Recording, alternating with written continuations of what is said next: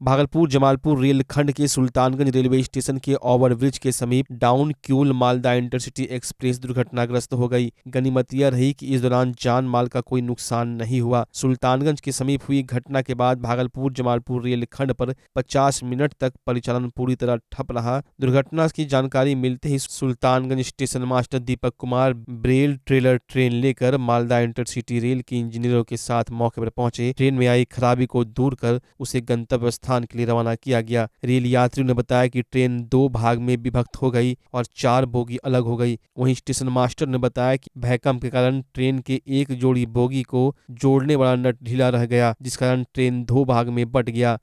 Rail के engineer की मदद से ट्रेन के सभी बोगियों को जोड़ दिया गया और 50 मिनट बाद सुल्तानगंज जमालपुर रेलखंड पर ट्रेनों का परिचालन प्रारंभ किया जा सका। क्या हुआ था मालदा इंटरसिटी में? 3409 जो है ना 2 पार्ट में बट गया था। जी।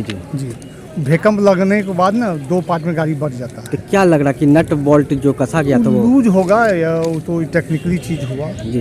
हाँ, 2 पार्ट में मिला। जैसे ही जानकारी मिली दल बल के साथ गए और गाड़ी को 11:34 में खुलवा दिया। कितने घंटे बाधित रहे सर परिचालन? गाड़ी तो लगभग कितना 10:44 में आई थी। 10:44 में पार्ट हुआ और 11:34 में गाड़ी खुला है। यहाँ ये कहाँ पे घटना घटी? किलोमीटर है अब में 330 का 27, 330 के 31 पर। तो परिचालन अब चालू कर दिया गया सर? 330 के 7 27 OHE पोल हुआ। OHE पोल जो है ना। भागलपुर के नौगछिया पहुंचे पप्पू यादव ने जहरीली शराब से हो रही मौतों पर बड़ा बयान दिया है। मुख्यमंत्री नीतीश कुमार से उन्होंने जिद छोड़ने को कहा। पप्पू यादव ने कहा कि किसी भी पॉलिसी में समय समय पर बदलाव होता है। नीतीश जी का प्रयास गलत नहीं है, लेकिन महात्मा गांधी पूरे देश में है, सिर्फ बिहार में नहीं। जहरीली शराब से सबसे ज्यादा प्रताड़ित दलित हो रहा है। शराब की आड़ में गरीबों को प्रताड़ित करना बंद करना होगा। आम लोगों को शराब के नाम पर पुलिस प्रताड़ित कर रही है। किसी एक जिद के लिए 6 लाख आदमी जेल जाए जो गरीब और मध्यम वर्ग है। पासी समाज को परेशान किया जा रहा है। ताड़ी में क्या परेशानी है? ताड़ी बंद करने का क्या कानून है? मैं ऐसे कानून का जबरदस्त विरोध करता हूं। शराब जैसी पॉलिसी में 80% टैक्स बढ़ा दीजिए। जमीन बालू के बाद सबसे ज्यादा हत्या शराब के कारण हो रही है। शराब से इकोनॉमी बर्बाद हो रही है। जो राजस्व विकास में लगना चाहिए वो माफिया नेता पदाधिकारी को जा रहा है। दरोगा को निलंबित कर SP को छोड़ दिया जाता है। शराब के नाम पर सिर्फ और सिर्फ गरीब और पासी समाज को बर्बाद किया जा रहा है। जिद छोड़नी चाहिए। कोई भी पॉलिसी लोकसभा और विधानसभा समय समय पर कॉन्स्टिट्यूशन में बदलाव आया। हम कानून बनाते हैं अच्छा के लिए। नीतीश कुमार ने कानून देखिए, दयानंद सरस्वती और शाहजानंद जी का और वक्त नहीं है। अभी महात्मा गांधी और सुभाष चंद्र बोस को भगवान होता और पब्लिक के पास कहता कि मैं भगवान हूँ, गांधी हूँ। कहता क्या भगवान जब मैं माल छा। पर इस बात को कह रहा हूँ कि नीतीश कुमार जी का जो प्रयास है वो गलत नहीं है, लेकिन महात्मा गांधी सिर्फ बिहार में नहीं ना है, कि पूरे कंट्री में। कानून कोई आप ऐसी कानून पॉलिसी जो कंट्री के लिए है वो एक पॉलिसी होगी ना। आप गुजरात में लीकर शुरू हो गई। मैं ये नहीं कहता हूं कि आप इसको लीकर शुरू कर दो। मैं बार बार कहता हूं कि जहरीली शराब के कारण सबसे ज्यादा प्रताड़ित दलित हो रहे हैं। शराब के आड़ में किसी भी कीमत पर जहरीली शराब या शराब के आड़ में आप दलितों को प्रताड़ित और गरीबों को प्रताड़ित करना बंद करना होगा। सर, सबसे ज्यादा पुलिस थाना DSP इंस्पेक्टर आम लोगों को प्रताड़ित कर रहा है शराब के नाम पर। ये मैंने कई बार कहा, ये जुल्म है। साइड लाइन किसी एक जिद के लिए 6 लाख आदमी जेल चला जाए और वो कंप्लीट रूप से गरीब और मिडिल क्लास और आम आदमी। हमें इस पर विचार करने की जरूरत है। दूसरी चीज, कोरेक्स, ड्रग्स, एस्मैक्स, वाइटनर, इंसुलेशन, यह शराब से ज्यादा 95% यूथ के हाथ में जाते हैं। तीसरी चीज, शराब को बेचवाने के नाम पर आप पासी को आप तंग कर रहे हैं। काय तारी में क्या प्रॉब्लम है? ये कौन सा कानून तारी बंद कर? क्या बिहार सरकार की पॉलिसी में तारी बंद हो गया? फिर पारसी समाज को आप जेल क्यों भेज रहे हैं? फिर पारसी समाज को तारी भेजने से आप पाबंद क्यों कर रहे हैं? मैं जबरदस्त विरोध करता हूं ऐसे कानून का जो किसी के रोजगार और अधिकार पर हमला करता है। मिशन 60 के तहत भागलपुर के जयप्रकाश नारायण सदर अस्पताल परिसर में राज्य स्वास्थ्य समिति पटना के डिप्टी डायरेक्टर रंजन कुमार व डॉक्टर अबोली गोरे की 2 सदस्यीय टीम पहुंची। इस दौरान टीम ने अस्पताल परिसर में मरीजों की स्वास्थ्य व्यवस्था का जायजा लिया। इस दौरान टीम अस्पताल के इमरजेंसी वार्ड, ओपीडी, गार्डन के अलावे गायनिक विभाग के साथ साथ नवनिर्मित भवन स्थलों का जायजा लिया। उन्होंने परिसर में बनाए गए वाहन पार्किंग स्थल का भी जायजा लिया। इस दौरान टीम ने सीएस व डीपीएम मोहम्मद फैजान को व्यवस्था को लेकर कई सुझाव, दिशा निर्देश भी दिए। टीम का नेतृत्व सीएस डॉक्टर उमेश शर्मा और डीपीएम कर रहे थे। इस क्रम में टीम ने पत्रकारों से बात करते हुए बताया कि अस्पताल परिसर में हुए बदलाव के साथ साथ आने वाले दिनों में और बेहतर करने की ओर अस्पताल अग्रसर है। वर्तमान सरकार के द्वारा लोक कल्याण के लिए समस्त अस्पताल को सभी सुविधाओं से लैस किया जाएगा, जिससे अस्पताल आने वाले मरीजों को कोई परेशानी का सामना न करना पड़े। वहीं टीम ने गार्ड परिसर में लगे चेयर पर बैठकर गार्डन को बेहतर बनाने के सुझाव भी दिए। इस दौरान क्षेत्रीय कार्यक्रम प्रबंधक रूप नारायण शर्मा, डॉक्टर राजू कुमार, क्षेत्रीय लेखा प्रबंधक मोहम्मद आसिफ हुसैन, क्षेत्रीय अनुश्रवण पदाधिकारी राहुल सिंह, हेल्थ मैनेजर मोहम्मद जावेद सहित दर्जनों अस्पताल कर्मी मौजूद थे। आप देख रहे हैं ना, तो अस्पताल आपको परिवर्तन लगातार रहेगा। बिल्कुल रहेगा। उसी के लिए काम चल रहा है कि जो अभी जो मुहिम शुरू की है माननीय स्वास्थ्य मंत्री जी ने, वो मुहिम आगे भी चले, लोगों को अच्छी सुविधाएं, साफ़ सुथरा अस्पताल मिले, सेवाएं भी अच्छी मिले। और तो ये सब जो भागलपुर अस्पताल की सर हैं, फैजान जी हैं, बाकी और जो टीम है, वो इसी कार्य में प्रयासरत है कि आगे भी इस बात को, और आप देख रहे हैं वो कितने गौरव के साथ अपना अस्पताल घुमा रहे हैं कि हमने ये किया वो किया। तो आपको लगता है कि जो अपनी चीज़ को कोई ख़राब करेगा? इसको तो आगे बढ़ते जाना है। 60 दिन वो और अच्छे तरीके से मिलेगी, तो चीज़ें सुधार आपको दिख रहा है। और ये ग्रेजुअल प्रोसेस है, ये चल रहा है। आपको कुछ दिनों में जो है और अच्छी व्यवस्था यहाँ आपको देखने को मिलेगी। ठीक है, अभी क्या क्या सर क्या देखे सर, उसमें आप क्या देखे सही क्या गलत? देखिए, पहले होते थे क्या कि कोई भी मरीज़ जो है अस्पताल आने में झिझक होता था। ना टॉयलेट क्लीन रहते थे वैसे, ना बैठने की व्यवस्था, ना जो है क्राउड इतना रहता था, वो स्कैटर्ड था। अब आप देख रहे होंगे कि कोई भी हमारे हॉस्पिटल प्रीमिसेस में घूमने के लिए भी आ जाता है कि चलो ज़रा घूम के आते हैं, अच्छा है। तो पहली बात तो जब मरीज़ आता है अंदर और उसको जब व्यवस्थित दिखती है और लोगों का बिहेवियर देखता है, हाँ, जब आपको रेस्पॉन्ड मिलता है तो आप थोड़ी तो ठीक उसी समय हो जाते हैं। तो हमारी कोशिश ये थी कि आप मरीज़ आएँ तो उनको वो फीलिंग आ रहा है। दूसरी बात, अब जो है यहाँ जो है जो डॉक्टर्स हैं वो ऑन ड्यूटी रहें, अवेलेबल मेडिसिन अवेलेबल रहें, ताकि जो है उनको इलाज भी मिले और मेडिसिन भी लेके जाएँ। तो उस ओर भी बहुत हद तक फोकस गया है। और अब जो भी अभी हम कुछ पेशेंट हैं उनसे भी पूछेंगे कि उनको कोई परेशानी हो रही है नहीं हो रही है। यदि किसी तरह का दिक्कत मिलता है तो उस पर भी काम किया जाएगा। अभी हम लोगों ने 1-2 जो है पेशेंट से पूछा भी, वो यहाँ की सेवा से संतुष्ट है। हो सकता है कुछ को कुछ प्रॉब्लम रहा हो।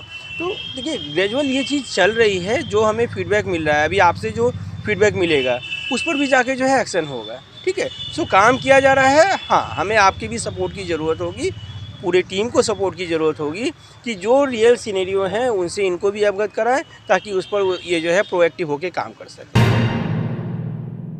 पीरपैंती थाना क्षेत्र के सिंघिया पुल के पास 3 दिसंबर की शाम नीलम देवी को शकील मियां नाम के अपराधी के द्वारा चाकू से कई वार कर हत्या कर दी गई थी। वहीं पुलिस के द्वारा घटना के दोनों आरोपियों को गिरफ्तार कर जेल भेज दिया गया है। घटना के बाद मामले को लेकर नेताओं का पीड़ित परिवार से मिलने का सिलसिला भी जारी है। इसी क्रम में जाप प्रमुख पप्पू यादव पीड़ित परिवार से मिलने पहुंचे। पीड़ित परिवार से घटना को लेकर जानकारी ली और उसके साथ साथ 50,000 रुपये मदद के रूप में परिवार को दिया। बेटी की शादी के समय 1 लाख रुपये देने की बात भी कही। घटना को लेकर स्पीडी ट्रायल के तहत दोषी को फांसी की सजा दिलाने के लिए कोर्ट में मदद करने की बात कही है। इसके साथ ही पप्पू यादव ने ऐलान किया है कि अपराधियों को पुलिसकर्मी इनकाउंटर करके मारेंगे तो इन्हें इनके द्वारा इनाम दिया जाएगा। वहीं मृतका की बेटी का कहना है कि घटना के बाद आज किसी नेता के द्वारा पहली बार मदद की गई है। कोई पैसे के लिए हत्या नहीं है, ये कंप्लीट रूप से जबरदस्ती एक साइको, एक गलत आदमी था, जिसने महीने 2 महीने से गलत तरीके से बैठता था, उसका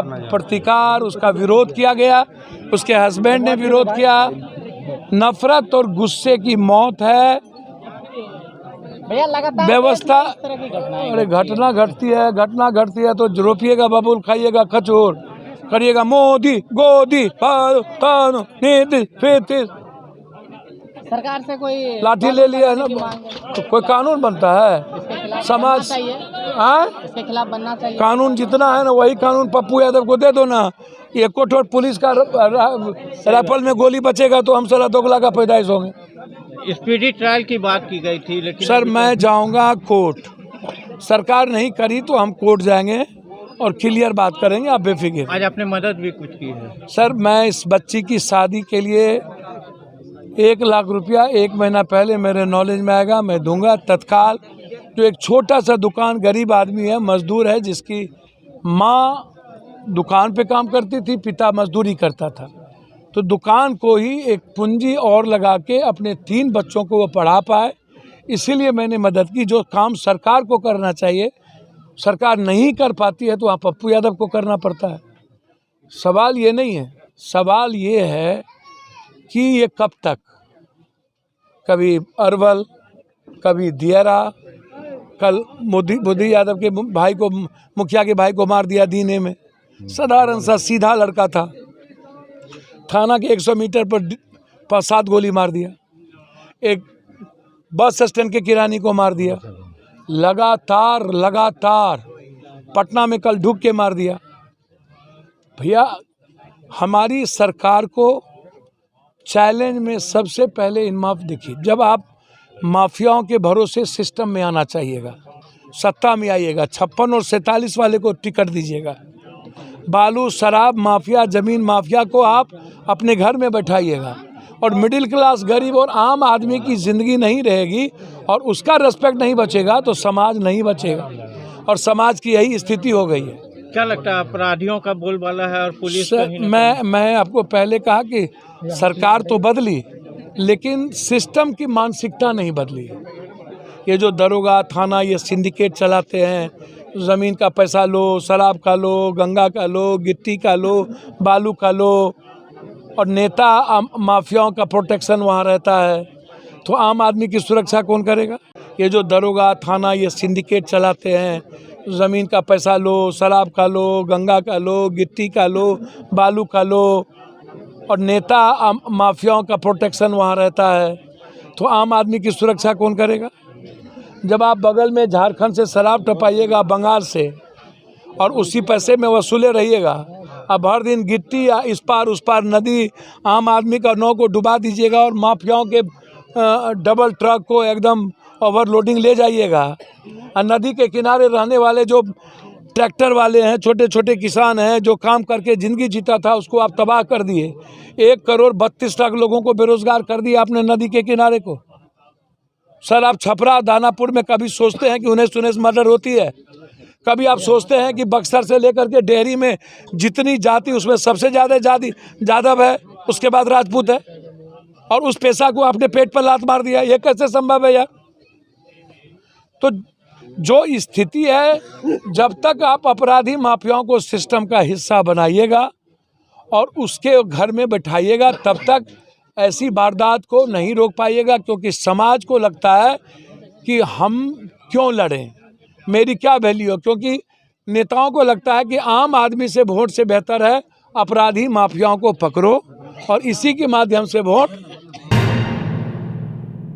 भागलपुर पुलिस और मुंगेर एसटीएफ ने संयुक्त कार्रवाई करते हुए भागलपुर जिले के शाहकुंड थाना क्षेत्र के किशनपुर से 4 अपराधियों को गैर लाइसेंसी राइफल और 6 जिंदा कारतूस के साथ धर दबोचा है। DSP law and order doctor Kumar Gaurav ने प्रेस कॉन्फ्रेंस कर बताया कि एसटीएफ टीम मुंगेर के दौरान शाहकुंड थाना आकर सूचित किया गया कि शाहकुंड थाना क्षेत्र के किशनपुर घुसकी टोला में सुशील प्रसाद सिंह के घर पर अपराधियों का जमावड़ा लगा हुआ है। सभी अपराधी अपराधी हथियार से लैस है जो किसी आपराधिक घटना करने की तैयारी कर रहे हैं। सूचना पर शाहकुंड थाना एवं एसटीएफ जमालपुर मुंगेर टीम के द्वारा घुसकी टोला सुनील प्रसाद सिंह के घर पर पहुंचकर छापेमारी की गई। छापेमारी के दौरान सुनील प्रसाद सिंह के घर पर पवन कुमार, जितेंद्र प्रसाद सिंह, हवेली खड़गपुर से रोहित कुमार, विशाल कुमार और किशनपुर घुसकी टोला छोटू कुमार दास को अवैध आग्नेयास्त्र एवं गोली के साथ गिरफ्तार किया गया। इनके पास से 2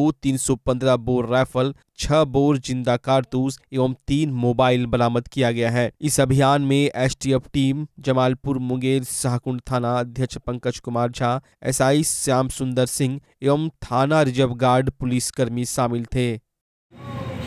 जी, ऐसा जैसे कि मैंने बहुत बताया कि बैकवर्ड और फॉरवर्ड लिंकेज जिस तरीके से मुंगेर के भी कुछ लोग यहाँ पे थे और कहीं ना कहीं मुंगेर से भी लिंक है और उस मुंगेर से पीछे भी अगर कोई बैकवर्ड लिंकेज होता है तो उसका भी हम लोग शीघ्र अतिशीघ्र इस पर हम लोग इन्वेस्टिगेशन करके मीडिया के सामने रखेंगे। नक्सली से कोई सांठगांठ नहीं है? देखिए, अभी तो जैसे अभी तक तो कुछ ऐसी बात नहीं आई है और अभी इन्वेस्टिगेशन चल रहा है और जैसे भी कुछ ऐसा होता है इन्वेस्टिगेशन में आता है तो उस पर कार्रवाई करेंगे विधिवत। ये लोग आपराधिक लोग पूछताछ में कोई जानकारी?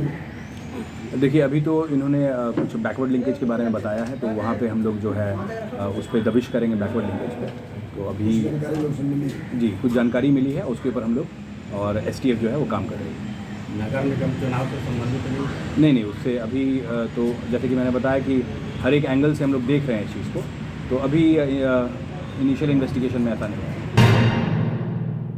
मुंगेर मिर्जाचकी 4 लेन निर्माण में समय समय पर रेतों ने कार्य में अड़ंगा लगाया है, जिसे हर संभव दूर करने का प्रयास प्रशासनिक स्तर पर किया जा रहा है। ताजा मामला कहलगांव के एक चारी रसूलपुर का है। यहां पूरब टोला में किसान भागवत यादव और विकास यादव ने मुआवजे की मांग को लेकर कार्य को रोक दिया है, जिसके बाद मौके पर कहलगांव एसडीओ पहुंचे। एसडीओ और रैयतों के बीच काफी देर तक नोकझोंक हुआ। दोनों के बीच हो रहे विवाद के चंद मिनट बाद ही डीएम की गाड़ी पहुंची और डीएम ने रैयत को समझा बुझाकर मामला शांत किया। 4 लेन में जमीन गए किसान भगवत यादव और विकास यादव ने कहा कि जमीन तो सरकार ने ले ली है, मुआवजे के लिए कार्यालय का चक्कर लगाना पड़ रहा है। कई महीनों से चक्कर लगाते लगाते थक गए हैं और मुआवजा नहीं मिला है। इस वजह से कार्य को रोका तो एसडीओ ने जबरदस्ती खेत में गाड़ी चलाने की बात कही। वहीं इसको लेकर जिलाधिकारी सुब्रत सेन ने कहा कि विवाद जैसी कोई बात नहीं है। जो रैयत बचे हैं, मृत पंचाटी का मामला है, इसमें सक्सेशन सर्टिफिकेट की भी आवश्यकता होती है। 50 लाख से अधिक के भुगतान के लिए सक्सेशन सर्टिफिकेट की आवश्यकता होती है। ऐसी कोई समस्या नहीं है। आज भागलपुर के रसलपुर तक निरीक्षण किया गया है। कुछ मामले हैं जैसे आपसी विवाद और मुआवजे को लेकर समस्या थी तो शुक्रवार को शंकरपुर में कैंप लगाकर निराकरण करके 1 सप्ताह में भुगतान करा दिया जाएगा। पिछले 6 महीनों में 550 करोड़ से अधिक का भुगतान किया जा चुका है।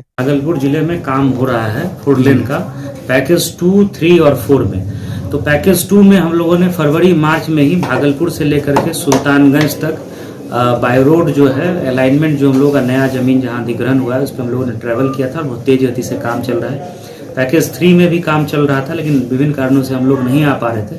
तो आज हम लोग भागलपुर से जो रसूलपुर तक जहाँ पैकेज 3 खत्म होगा वो हम लोगों ने उसी अलाइनमेंट पर अपनी गाड़ी के माध्यम से जो कार्य चल रहा है उसको भी देखा और जहाँ जहाँ रैयतों की समस्या थी उससे भी हम लोगों ने रैयतों से भी बात किया। लेकिन पैकेज 3 में काम जो है काफ़ी अच्छा है और उसमें कुछ जैसे लैलक है सबौर में या शंकरपुर कोदवार है, वहाँ पे जो है कुछ रैयतों ने बताया कि उनको भुगतान नहीं हुआ है, मतलब बहुत कम रैयत है। तो शुक्रवार को हम लोग उसमें कैंप लगा देंगे। उसमें डीएलओ, अंचल अधिकारी, अनुमंडल पदाधिकारी, अमीन, कर्मचारी सब लोग रहेंगे और जिनको भी भुगतान नहीं हुआ, जिनका लेजिटिमेट भुगतान है, उसको हम लोग भुगतान जो है निश्चित रूप से अगले 1 सप्ताह में करा देंगे। वैसे पैकेज 3 में कहीं कोई समस्या नहीं है, तरह से भी दिया जाएगा।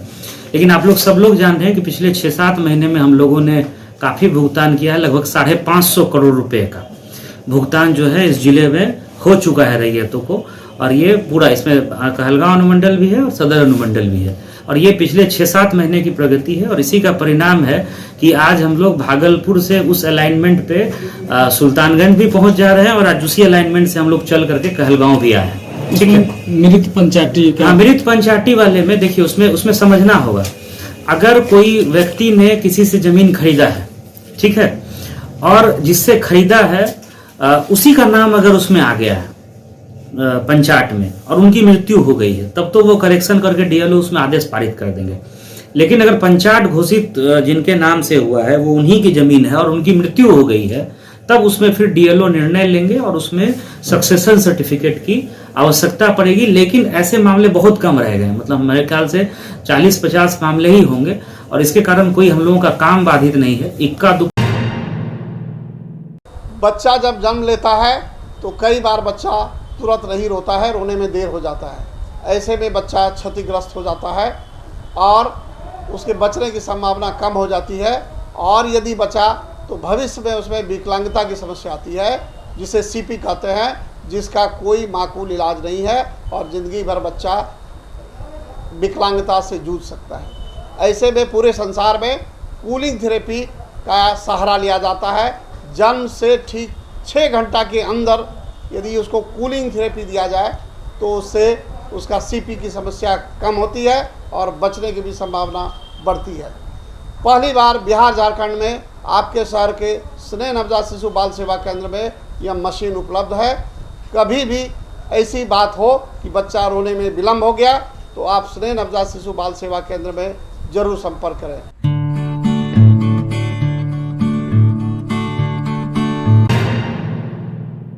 भागलपुर शहर में 2007 में जब बिजली और पानी की किल्लत थी, लोग काफी परेशान थे, तब युवा कांग्रेस के द्वारा एक प्रदर्शन किया गया था। उस प्रदर्शन के दौरान बिजली विभाग के महाप्रबंधक के ऊपर मोबिल डाल दी गई थी और कालिख पोत दिया गया था। उस केस में मुख्य अभियुक्त के रूप में विपिन बिहारी यादव को नामजद बनाया गया था। उस समय विपिन बिहारी यादव युवा कांग्रेस के जिला अध्यक्ष पद पर थे। गौरतलब हो कि यह आंदोलन बिहार प्रदेश के लेवल पर काफी बृहद पैमाने पर हुआ था और विपिन बिहारी यादव को जेल भी जानी पड़ी थी। पुलिस के द्वारा उन्हें काफी यातनाएं भी झेलनी पड़ी थी। अब 2007 के इस केस में न्यायालय ने विपिन बिहारी यादव को बरी कर दिया है। उन्होंने मीडिया से बात करते हुए कहा कि मैं न्यायालय का आभार व्यक्त करता हूं। 2007 में युवा कांग्रेस के द्वारा जब भागलपुर में बिजली और पानी की बड़ी समस्या थी तो एक प्रदर्शन हुआ था। उस प्रदर्शन के दौरान बिजली विभाग के महाप्रबंधक के ऊपर मोबिल डाल दी गई थी, कालिख पोत दिया गया था। उस केस में मुझे मुख्य अभियुक्त बनाया गया था ताकि मैं युवा कांग्रेस के जिला अध्यक्ष था और बहुत बड़ा बिहार प्रदेश के लेवल पे इसके आंदोलन हुआ था और मुझे जेल भी जानी पड़ी थी। काफ़ी पुलिस के द्वारा यातनाएं भी दी गई थी। उस केस में 24/34/2007 के केस में माननीय न्यायालय ने आज मुझे बरी किया है। हम आभार व्यक्त करते हैं माननीय न्यायालय का, सम्मान करते हैं कि मुझे आज इस केस से बरी कर दिया गया है। भागलपुर के नौगछिया के भवानीपुर में मुखिया गुड़िया देवी के देवर और पूर्व के कुख्यात अपराधी कुमोदी मंडल के भाई रितेश मंडल की अपराधियों के द्वारा गोली मारकर हत्या कर दी गई थी। घटना के बाद जाप नेता पप्पू यादव मृतक के घर पहुंचे और घर वालों से घटना की जानकारी ली। वहीं इस पूरे मसले पर पप्पू यादव ने कहा कि बिहार में लगातार हत्याओं का दौर जारी है। उन्होंने दावा किया कि अगर उन्हें 3 माह के लिए बिहार का गृह मंत्री बना दिया जाए तो वो बिहार पुलिस के पास जितनी भी गोलियां हैं उसे खत्म कर देंगे और रात भर में ही अपराधियों का सफाया कर दिया जाएगा। उन्होंने मृतक के बारे में कहा कि वो कमाने खाने वाला व्यक्ति था जिसकी अपराधियों ने हत्या की है। उन्होंने बताया कि पुलिस ने बताया है कि 2 अपराधियों को मामले में गिरफ्तार कर लिया गया है। वहीं उन्होंने सरकार से बिहार में अपराध खत्म करने की मांग की। मर ही रहा है लगातार, सबसे ज्यादा तो यादवों की हत्या और पिछड़ों की हत्या हो रही है। चंद्रमा यादव कांग्रेस के नेता को मारा, आप गए। ब्रजकिशोर जी प्रमुख को मारा, आप गए। लगातार कल मनोज यादव, आप लगातार यादवों की हत्या, और आप कह रहे हो कि महागठबंधन की सरकार है और आप एक बार बोलते तक नहीं हो। पप्पू यादव तो हमने तो कभी नहीं देखा जात। इतना बड़ा कोरोना आया और हम 100 करोड़ 34 करोड़ रुपया हम सब गरीब के घर में भेजे तो हम तो जादव नहीं था। सबको रेमडेसिविर भेजे तो सबसे ज्यादा ऊंची जात और के लोग थे ऑक्सीजन लेने वाले। पटना में 11 करोड़ रुपया बैठ करके 11 दिन हम खाना खिलाए, वहाँ तो 22 और ऊंची जात के लोग थे, ज़्यादा बहुत कम था। लगातार हम नीलम यादव को आपने टुकड़ी टुकड़ी काट दिया। अब उसके लिए बीजेपी वाले को हमेशा हर घटना को राजनीतिकरण देना है, सत्ता से देखना, ये गलत है। मर्डर है, मर्डर होगा, वो कोई जात नहीं हो सकता। और ऐसे अपराध को नष्टो नाबूद नामो निशान मिटा देने की ज़रूरत है। अब अपराधी को आप बालू और जमीन माफिया को आप 56 वाले को टिकट दोगे, अब माफिया को तब कहोगे अपराध मिटा देंगे, ये संभव है? लड़ाई है पप्पू यादव की, परसेप्शन से लड़ाई है।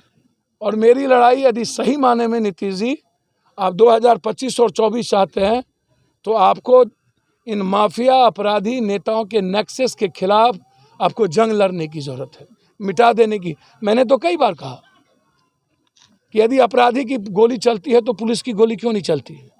आप दे दो पप्पू यादव को 3 महीना होम मिनिस्ट्री दे दो। यदि बिहार की सारी गोली निकल ना जाए तो मेरे पैदाइश में फर्क होगा, मैं दोगला का पैदाइश होगा। सर रात के 12 बजे से शुरू करेंगे, सुबह तक अपराधियों का नामो निशान मिटा देंगे। हम फालतू बात नहीं करते सर। हमने कहा जब बाघ को तुम मार सकते हो, शेर पागल हो जाता है, और हाथी को मार सकते हो तो आदमी पागल होता है, उसको क्यों नहीं मारोगे? तो पागल तो हो गया ये लोग कि बच्चे को मारता है, आम आदमी को मारता है, जो कॉमन लोग हैं उसको मारता है। ये छोटी घटना नहीं है। जब कभी लड़ाई थी आपकी, आप मारते, आप करते, आप लड़ाई लड़ रहे थे, जिससे लड़ाई था आप लड़ते, लेकिन जिससे लड़ाई नहीं आप उसको आप एक आम आदमी को मार दो, निरीह आदमी को मार दो। ये छोटी घटना, मैं समझता हूं कि सरकार को अविलंब इस पर कार्रवाई करना चाहिए, एसपीडी ट्रायल इस केस में करनी चाहिए और फांसी की सजा देनी चाहिए। बिहार के मुख्यमंत्री के ड्रीम प्रोजेक्ट युवाओं को स्वरोजगार मुहैया कराने और आर्थिक रूप से संपन्न बनाए जाने को लेकर उद्यमी योजना के तहत सहायता प्रदान कर नए लघु और कुटीर उद्योग खुलवाए जा रहे हैं। इसी कड़ी में महिला उद्यमी स्वीटी कुमारी को उद्योग लगाने के लिए सरकार के द्वारा सहायता राशि प्रदान की गई थी। इसके बाद महिला उद्यमी स्वीटी कुमारी के द्वारा भागलपुर में पहली बार देसी होम फ्लेवर नाम से शुद्ध सरसों तेल का उत्पादन प्रारंभ किया गया। स्वीटी कुमारी ने न केवल लोगों के स्वास्थ्य को ध्यान में रखते हुए कच्ची घानी का सरसों तेल शुद्धता के साथ उपलब्ध करना प्रारंभ किया, बल्कि उनकी कंपनी के द्वारा लीज पर हजारों एकड़ जमीन लेकर ऑर्गेनिक सरसों की खेती की जा रही है। अब सरसों का फसल लहलहाने भी लगा है। लोगों के स्वास्थ्य को ध्यान में रखकर खेती के दौरान ना तो केमिकल और ना ही खाद का प्रयोग किया जाता है। लोगों के स्वास्थ्य के लिए किए जा रहे ऑर्गेनिक खेती की लोग जमकर तारीफ भी कर रहे हैं। मस्टर्ड ऑयल का प्लांट बैठा है, उसमें सरसों तेल का शुद्ध सरसों तेल का मैन्युफैक्चर यूनिट बैठा है। हमारा यूनिट है मनसर नाथ नगर में, और ये हमें मुख्यमंत्री महिला उद्योग योजना के तहत हमें ये लाभ मिला है, जिसके तहत हम शुद्ध सरसों तेल का यूनिट बैठाए हैं। और हमारा यही मोटिव है कि हम सबको, शहरवासियों को शुद्ध सरसों तेल प्रदान करें, क्योंकि स्वास्थ्य ही सब कुछ है। स्वस्थ है, शुद्धता है तो सब, स्वास्थ्य ही सब कुछ है। तो शुद्ध खाइए, स्वस्थ रहिए और मस्त रहिए। यहाँ देसी होम फ्लेवर के जो खेती हो रहा है ऑर्गेनिक तरह से, किसान को काफ़ी लाभ है, और यह शुद्धता बिना खाद की यहाँ खेती हो रही है। इससे किसानों में काफ़ी उत्साहित है। और क्या कर रहे हैं यहाँ? देसी होम फ्लेवर के नाम से सैकड़ों बीघा जमीन लिया गया है लीज पे सरसों लगाने के लिए। ऑर्गेनिक खेती हो रहा है, और जो है कि स्वास्थ्य के लिए ही, कि स्वास्थ्य सही रहेगा तो सब कुछ सही है। बिना खाद के सरसों उपजना मने करे छिए कि केकरे हानि पहुँचाबा नहीं, ओकरा में खटै छिए, करै छिए, उपजाइ छिए, ओकरा रहते तो सरसों तेल होते, स्वास्थ्य ठीक रहते। भागलपुर में अपने ही संपत्ति पर अवैध कब्जा करने और किराएदार के द्वारा जबरन पैतृक संपत्ति पर बाउंड्री वाल का अवैध निर्माण कार्य किए जाने को लेकर न्याय की गुहार लगाने तारपुर थाना क्षेत्र के वाजिद अली निवासी साहिबा परवीन वरिया पुलिस अधीक्षक कार्यालय पहुंची। सीनियर एसपी के नहीं रहने पर पीड़ित महिला सिटी एसपी स्वर्ण प्रभात के पास पहुंची और आवेदन देकर उचित कार्रवाई कराए जाने की गुहार लगाई। साहिबा परवीन ने बताया कि वो अपने माँ पिता की इकलौती संतान है और 2019 में उसके पिता के अंगुली बेगम और 2019 में उसके पिता ने अंगुली बेगम को किराए पर रखा था। पिता की मृत्यु के बाद उसके किराएदार और उसकी बहू के द्वारा जबरन संपत्ति हड़पने के लिए काम किया जा रहा है। स्थानीय तारपुर थाना पुलिस को उसके द्वारा कई बार सूचना दी गई, लेकिन स्थानीय पुलिस उसकी मदद करने के बजाय उसको डांट कर थाना से भगा देती है। साथ ही किराएदार के द्वारा संपत्ति का नकली दस्तावेज तैयार कर संपत्ति पर अधिकार जमाने के लिए कार्य किया जा रहा है। मामले को लेकर न्यायालय में मामला भी दर्ज कराया गया है जो लंबित है। वहीं किराएदार द्वारा अवैध रूप से घर परिसर में दीवार का निर्माण कार्य कराया जा रहा है, जिसका विरोध किया तो मेरे पति और परिवार पर रेप केस दर्ज करने की धमकी दी। उक्त मामले को लेकर जब उन्होंने बताया कि जब थाना प्रभारी के समक्ष पहुंचे तो उनके द्वारा फटकार लगाते हुए थाना से बाहर कर दिया गया। वहीं मामले को लेकर न्याय के लिए वरीय अधिकारियों के समक्ष पहुंची हूँ। हम यहाँ आए सर के पास कंप्लेन करने के लिए, क्योंकि भाड़ेदार जो है ना हमारे घर में रह गई है, वो मकान खाली नहीं करती है, ऊपर से बोलते हैं तो घर घुस के मारपीट करती है। और हमारे पापा नहीं है घर पे, वो पापा डेट कर गए हैं। सिर्फ मेरे हस्बैंड नहीं, सिर्फ मेरे भाई हुई नहीं है। हमें कितने दिन से रह रही हो? वो 2019 में ही रही थी आकर। वो नकली पेपर बना लिए, बना के घर पे रहती है और परेशान भी बहुत करती है। अब बोलते हैं जहाँ मेरे हस्बैंड की कैसे क्यों करती है, तो उनको एक बार रेप केस में फंसा भी दी थी। थाने में जाके देते आवेदन, बोलते हैं तो कुछ यही नहीं करते हैं। थाने वाले आके जो है ना गाली गलौज करके जाते हैं हम ही को। भागलपुर के कहलगांव थाना क्षेत्र अंतर्गत 16 वर्षीय अमित कुमार झा को मंगलवार को 12 बजे दोपहर में घर से बुलाकर एक युवक ने कुएं में फेंक कर मार डाला। परिवार वालों को इसकी सूचना तकरीबन 3 बजे दोपहर में चली। सूत्रों की माने तो जमीनी विवाद 2014 से ही 2 गुटों में चल रहा था, जिसका खामियाजा 16 वर्षीय अमित झा को चुकाना पड़ा। गौरतलब है कि 2014 से मृतक अमित कुमार के परिवार और सत्यनारायण मंडल के बेटे धनंजय मंडल के बीच जमीनी विवाद चल रहा था। अमित कुमार के परिवार वालों को धनंजय मंडल कई बार जान से मारने की धमकी दे डाला था, लेकिन अंततः जमीन विवाद में अमित झा को अपनी जान देनी पड़ी। मृतक अमित झा के भाई गौतम कुमार ने बताया कि हमारे बेटे का जन्मदिन था, उसकी तैयारी में मैं व्यस्त था। तभी 12 बजे दोपहर के समय मेरे भाई को गांव के ही कुणाल सिंह ने बुलाया और कुएं में जाकर उसे फेंक कर मार डाला। वहीं गौतम झा ने यह भी बताया कि हम लोगों का जमीनी विवाद धनंजय मंडल से बरसों से चल रहा था, लेकिन इसकी कीमत मेरे भाई को जान देकर चुकानी पड़ेगी, यह हम लोगों ने सोचा भी नहीं था। हम लोगों को मंगलवार को दोपहर 3 बजे ग्रामीणों के द्वारा पता चला कि मेरे भाई को किसी ने कुएं में जबरन फेंक दिया है। जब हम लोग वहां पहुंचे तो हम लोगों ने देखा कि मेरा भाई कुएं में गिरा पड़ा हुआ है। हम लोगों ने काफी मशक्कत के बाद उसे निकाला, लेकिन तब तक वो दम तोड़ चुका था। मौके पर कहलगांव थाना के थानाध्यक्ष